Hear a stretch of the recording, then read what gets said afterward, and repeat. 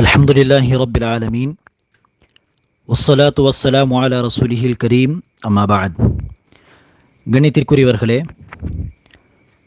கடந்த ஃபிக்ஹ் வகுப்பில் அசுத்தங்கள் என்று சொன்னால் என்னென்ன, மேலும் எந்தெந்த விஷயங்களை தெளிவான ஆதாரங்கள் இல்லாத காரணத்தினால் அசுத்தங்களாக கருதக்கூடாது என்பதை பார்த்திருந்தோம். இன்றைய வகுப்பில் இன்ஷா அல்லாஹ் அசுத்தங்கள் என்று நாம் எதை பார்த்திருக்கிறோமோ, மார்க்க ஒளியில் எதெல்லாம் நஜீஸ் அசுத்தங்களாக கருதப்படுகிறதோ அதை எவ்வாறு நீக்குவது, அதை விட்டு சுத்தத்தை எப்படி அடைவது. அதில் முதலாவதாக நாயின் எச்சில். நாயின் எச்சிலை விட்டு எப்படி சுத்தத்தை அடைவது, எப்படி அதை அகற்றுவது என்று சொன்னால், நாயின் எச்சில் பாத்திரத்தில் பட்டிருந்தாலும் சரி அல்லது உடம்பில் பட்டிருந்தாலும் சரி, அதை 7 முறை கழுவ வேண்டும். இது சம்பந்தமாக ரசூல் ஸல்லல்லாஹு அலைஹி வஸல்லம் அவர்கள் பாத்திரத்தை தான் குறிப்பிடுகிறார்கள். ஆனால் அதை வைத்து உடம்பையும், ஆடையில் அல்லது உடம்பில் எச்சில் பட்டுவிட்டால் அந்த பகுதியையும் 7 முறை கழுவிவிட்டால் சிறந்தது இன்ஷா அல்லாஹ். ரசூல் ஸல்லல்லாஹு அலைஹி வஸல்லம் அவர்கள் முஸ்லிம் நூலின் 279ஆம் ஹதீஸிலே பாத்திரங்களை குறித்து குறிப்பிடுகிறார். இதா வலகல் கல்பு ஃபீ இனாஇ அஹதிக்கும், உங்களில் ஒருவருடைய பாத்திரத்தில் நாய் வாயை வைத்து விட்டால், எச்சில் வைத்து விட்டால் அதில் உள்ளவற்றை, பாத்திரத்தில் உள்ளவற்றை கீழே ஊற்றி விடுங்கள். பிறகு அந்த பாத்திரத்தை 7 முறை கழுவுங்கள். சில அறிவிப்புகளில் ரசூல் ஸல்லல்லாஹு அலைஹி வஸல்லம் அவர்கள் ஒரு முறை கடைசியிலோ அல்லது ஆரம்பத்திலோ ஒரு முறை மண்ணை பயன்படுத்தி கழுவுங்கள் என்று சொன்னதாகவும் சொல்லப்பட்டிருக்கிறது.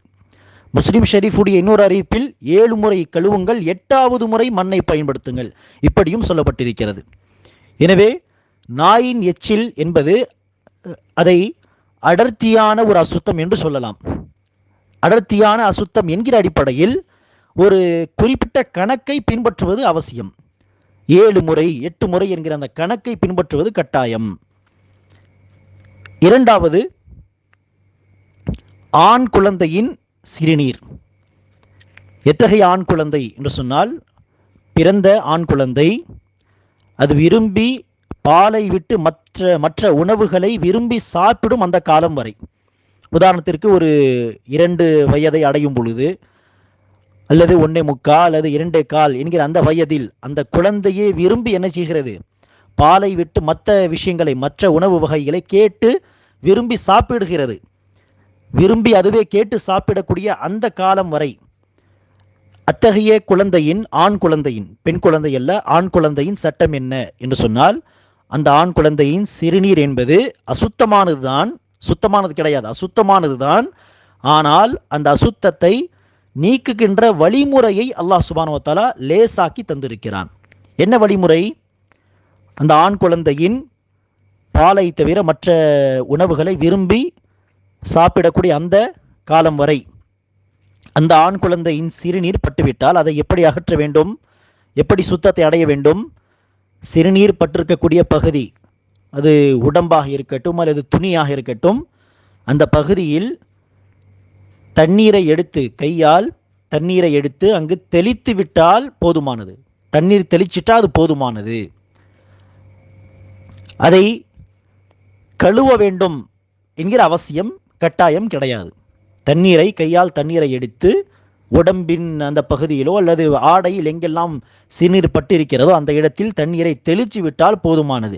இப்படி செய்தால் எப்படி நீக்கும் என்று சொன்னால், அது நீங்கியதோ இல்லையோ, ஆனால் மார்க்க ஒளியில் அந்த ஆடை சுத்தத்தை அடைந்து விட்டது. இதற்கான ஆதாரம் புகாரியில் 223வது செய்தியாக பதிவு செய்யப்பட்டிருக்கிறது. புகாரியின் 223வது செய்தி. உம்மு கைஸ் என்கிற ஒரு சஹாபியா தன் மகனை, சிறு பிள்ளையை ரசூலிடத்தில் அழைத்து வருகிறார்கள். அந்த காலத்தில் ஒரு வழிமுறை என்ன?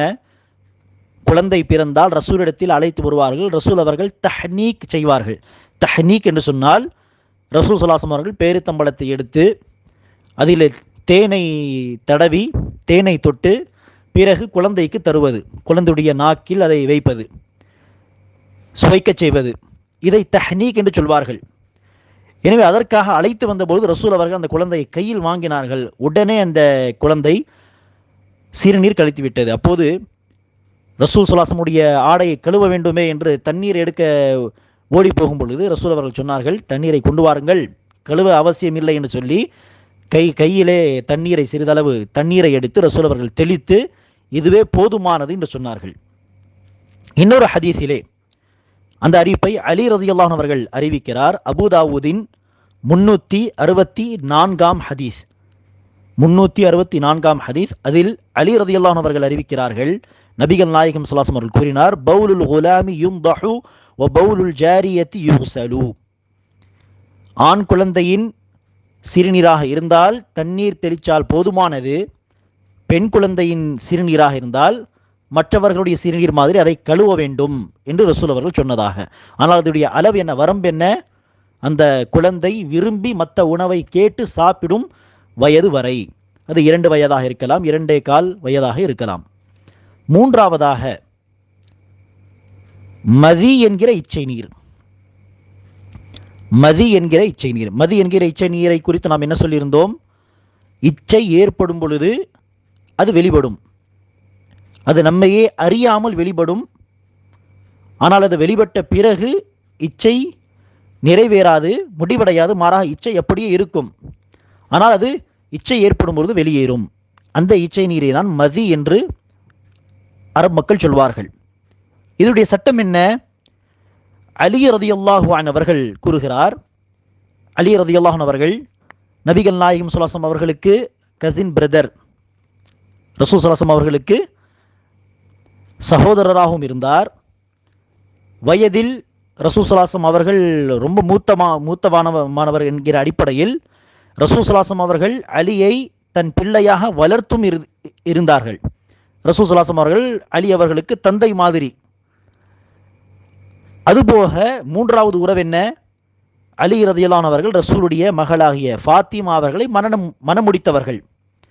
மணமுடித்தவர் என்கிற காரணத்தினால் ஒரு மருமகன் தன்னுடைய மாமனாரிடத்திலே சில விஷயங்களை நேரடியாக பேச மாட்டார்கள். எனவே அலி ரலியல்லாஹு அன்ஹு அவர்கள் சொல்கிறார்கள், எனக்கு மதி வெளிப்படுதல், இச்சை நீர் அதிகமாக, மதி என்பது அதிகமாக வெளிப்படும், அந்த பிரச்சனை எனக்கு இருந்தது. எனவே இதை குறித்த சட்டத்தை நேரடியாக ரசூலிடத்திலே கேட்க நான் வெட்கப்பட்டு மிக்தாத் ரலியல்லாஹு அன்ஹு அவர்களை அழைத்து நான் சொன்னேன், மதியை குறித்த சட்டத்தை ரசூலிடத்திலே கேட்டு சொல்லுங்கள். எனவே அலி ரலியல்லாஹு அன்ஹு அவர்கள் சார்பாக அலியுடைய நண்பர் மிக்தாத் ரலியல்லாஹு அன்ஹு அவர்கள் ரசூலிடத்திலே மதி சம்பந்தப்பட்ட சட்டத்தை கேட்பதற்காக வேண்டி போகிறார்கள். விசாரித்த பொழுது ரசூல் அவர்கள் சொன்னார்கள், மதி வெளிப்பட்டால் அந்த பகுதியை கழுவிவிட்டு உது செய்தால் போதுமானது. எனவே குளிப்பு கடமையாகாது, மாறாக உது செய்தால் போதுமானது. மேலும் அதை எப்படி சுத்தப்படுத்த வேண்டும்? ரசூல் அவர்கள் சொன்னார்கள், அந்த பகுதியை கழுவ வேண்டும், பிறகு உது செய்ய வேண்டும் என்று முஸ்லிம் நூலின் 303வது செய்தியாக இது பதிவு செய்யப்பட்டிருக்கிறது. ஆனால் இங்கே ஒரு விஷயத்தை நீங்கள் புரிந்து கொள்ளுங்கள்.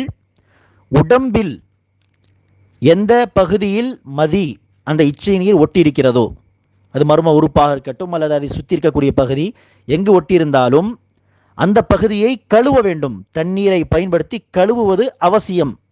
ஆனால் இச்சை நீர் துணியில் பட்டிருந்தால் அந்த துணியை கழுவ வேண்டும் என்கிற அவசியம் கிடையாது. மாறாக அல்லாஹ் சுப்ஹானஹு வ தஆலா துணியை சுத்தப்படுத்தக்கூடிய வழிமுறையை இலகுவாக்கி தந்திருக்கிறான். எந்த இடத்தில் பட்டிருக்கும் என்று நாம் யோசிக்கிறோம், அந்த இடத்தில் தண்ணீரை எடுத்து தெளிச்சால் போதுமானது. இப்போது நாம் சொல்லக்கூடிய இந்த சட்டத்திற்கும் இதற்கு முன்பு சொன்ன சட்டம், சிறு பிள்ளை, ஆண் பிள்ளையுடைய சிறுநீர் சம்பந்தப்பட்ட சட்டத்திற்கு மத்தியில் இருக்கக்கூடிய வேறுபாடு என்ன? சிறு பிள்ளையுடைய சிறுநீர் உடம்பில் பட்டிருந்தாலும் சரி, துணியில் பட்டிருந்தாலும் சரி, தண்ணீரை எடுத்து தெளிச்சால் போதுமானது என்று சொன்னோம். ஆனால் இங்கு இச்சை நீர் மதி சம்பந்தப்பட்ட சட்டத்தில் உடம்பில் பட்டிருந்தால் கழுவ வேண்டும், துணியில் பட்டிருந்தால் தான் தண்ணீர் தெளிச்சால் போதுமானது. இந்த ஆதாரம் அபூதாவூத் நூலின் 190வது ஹதீஸாக பதிவு செய்யப்பட்டிருக்கிறது. 190.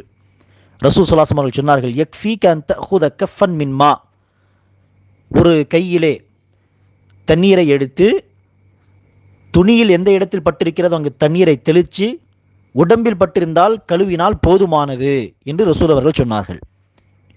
நான்காவதாக, மற்ற அனைத்து வகையான அசுத்தங்கள், நாயின் எச்சிலை குறித்து ஒரு தனிப்பட்ட சட்டத்தை நாம் பார்த்தோம். அதேபோல் சிறு பிள்ளை, ஆண் பிள்ளையுடைய சிறுநீர் சம்பந்தப்பட்ட தனிப்பட்ட சட்டத்தை நாம் பார்த்து விட்டோம். மூன்றாவதாக மதி, இச்சை நீர் சம்பந்தப்பட்ட தனி சட்டத்தை நாம் பார்த்து விட்டோம். இப்போ அடுத்ததாக அனைத்து வகையான அசுத்தங்களை எப்படி நீக்க வேண்டும், அகற்ற வேண்டும் என்று சொன்னால் ஒரே சட்டம், அதை நீங்கள் கழுவ வேண்டும். இத்தனை முறை அத்தனை முறை என்று ஒரு வரம்பு கிடையாது. நீங்கள் அதை கழுவி நீக்கிவிட்டால் போதுமானது. 2 முறை கழுவினால் போதுமானது, அல்லது 3 முறை கழுவினால் போதுமானது. அதை நீங்கள் அகற்றிவிட்டால் போதுமானது. அந்த அசுத்தத்தை நீக்க வேண்டும். இதுதான் நம்முடைய நோக்கமே ஒழிய இத்தனை முறை அத்தனை முறை என்கிற வரம்பு கிடையாது. அதே மாதிரி தண்ணீர் பயன்படுத்தாமல் நீக்கலாம் என்கிற இலகுவான வழிமுறையும் அதில் இல்லை. மாறாக தண்ணீரை பயன்படுத்த வேண்டும், ஆனால் இத்தனை முறை அத்தனை முறை என்கிற வரம்பு கிடையாது. மாறாக அதை சுத்தப்படுத்தி விட்டால் போதுமானது. சுத்தப்படுத்திய பிறகு சில அடையாளங்கள் மிஞ்சிருந்தால் அது நம்மை பாதிக்காது.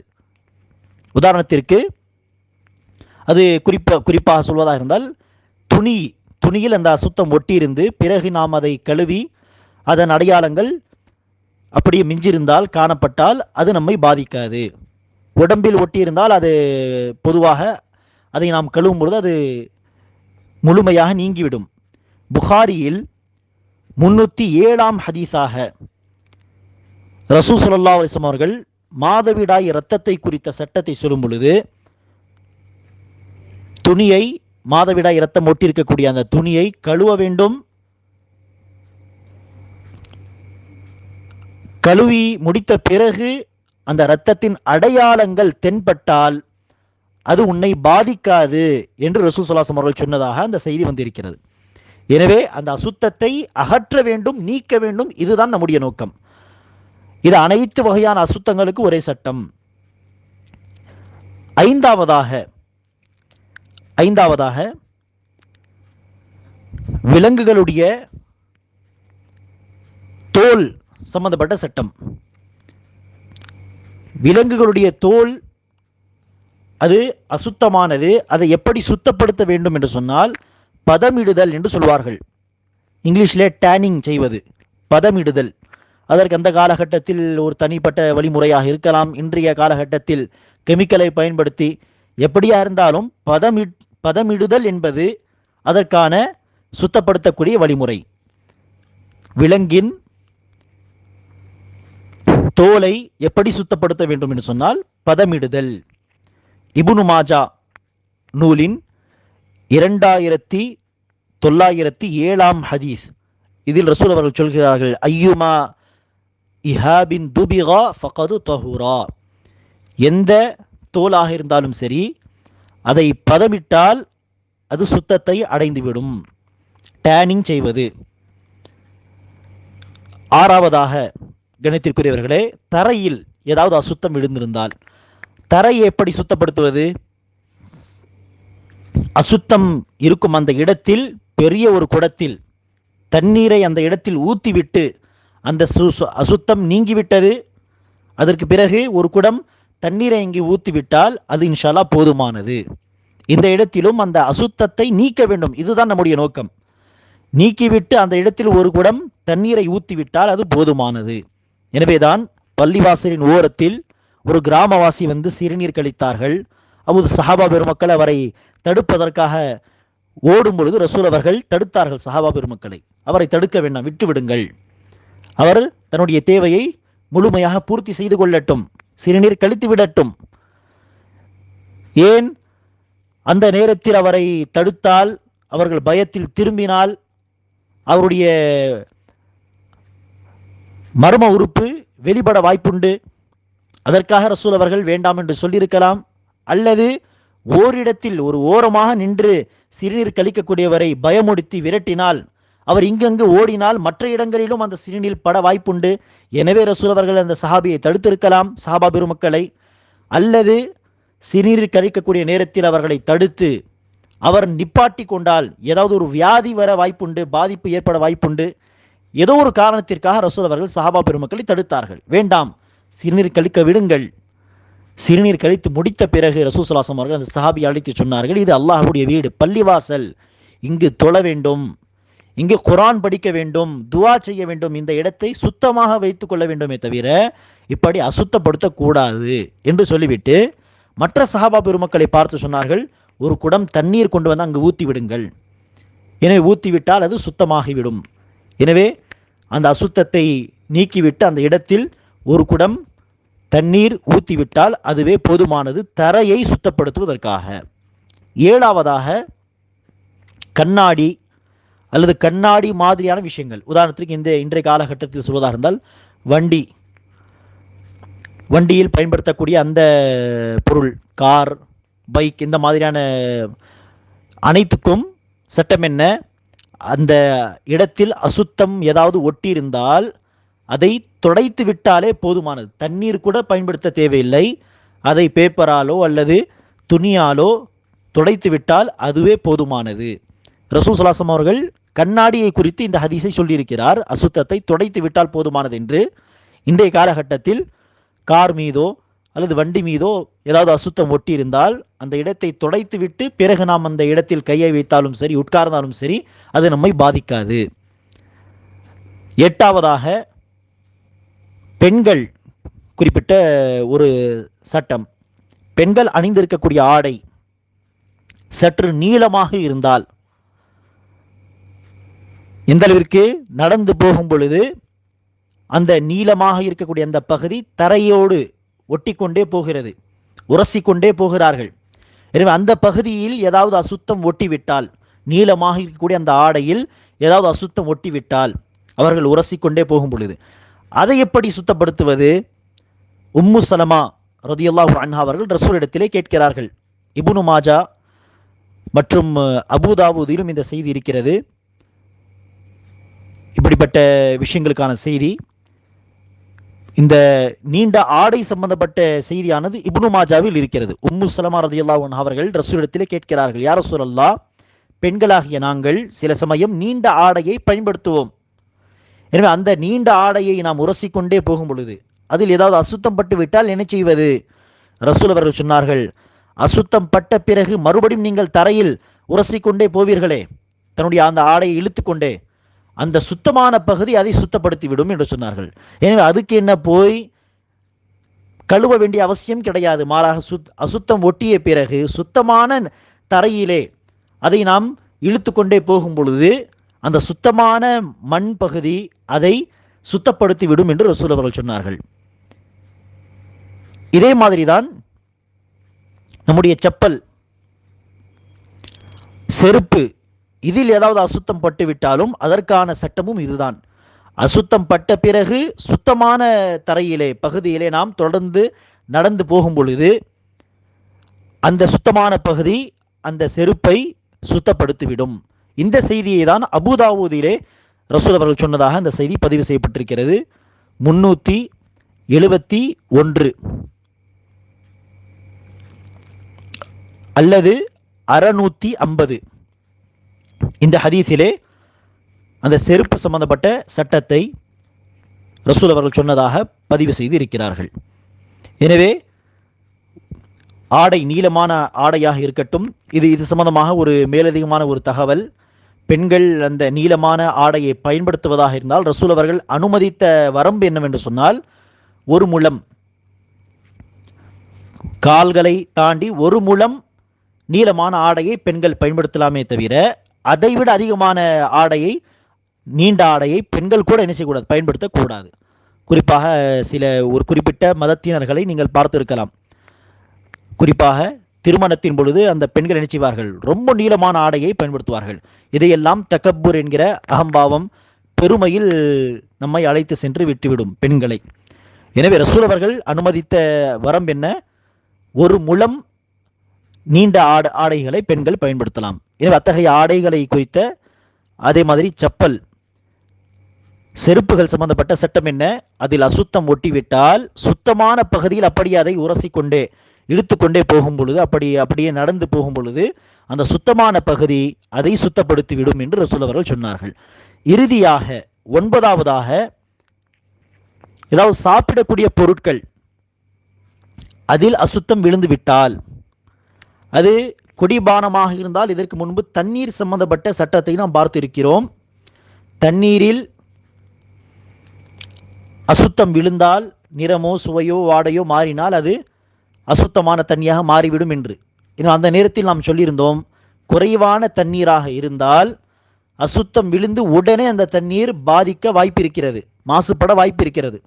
எனவே அதே போல்தான் பொதுவாக குடிபானம், ஜூஸ், இந்த மாதிரியான பழச்சாறு என்று சொன்னால் ஒரு குறைந்த குவான்டிட்டி, குறைந்த அளவில் தான் அதை பொதுவாக நாம் வைப்போம். பாத்திரத்திலே தண்ணீர் மாதிரி பெரிய அளவில் வைக்க மாட்டோம்.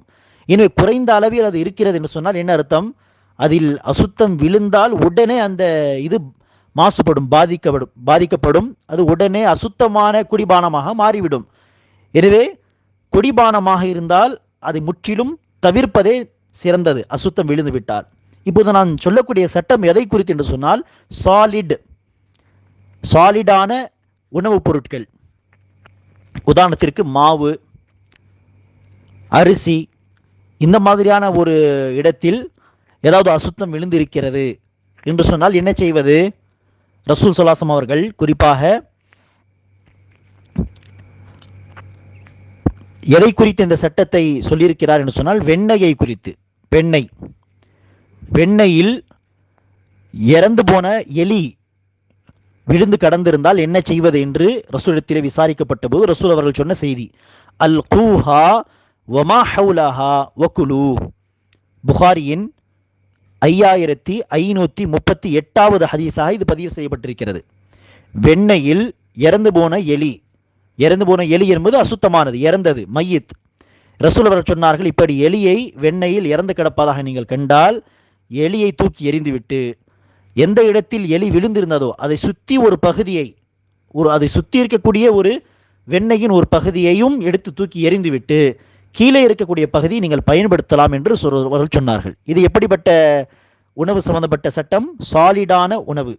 அதே மாதிரி தான் உதாரணத்திற்கு மாவு, அரிசி, இந்த மாதிரியான இடத்தில் ஏதாவது அசுத்தம் விழுந்திருந்தால் அந்த அசுத்தத்தை நீக்கிவிட்டு அதை சுற்றி ஒரு பகுதியை அதையும் தூக்கி எறிந்துவிட்டு பிறகு மிஞ்சியிருக்கக்கூடிய பகுதியை பயன்படுத்தலாம். இப்படி கணித்திற்குரியவர்களே, பல வகையில் அசுத்தமான நஜீஸான விஷயங்களை சுத்தப்படுத்த வேண்டும். ஆடைகள், உடம்பு, தரை என்று பல விஷயங்களுக்கு ரசூல் ஸல்லல்லாஹு அலைஹி வஸல்லம் அவர்கள் தனித்தனி சட்டங்களை சொல்லியிருக்கிறார்கள். நாம் இப்போது வகுப்பில் ஏறத்தாழ 9 விஷயங்களை தனித்தனியாக பார்த்திருக்கிறோம். இதை தெளிவாக புரிந்து கொள்ளுங்கள்.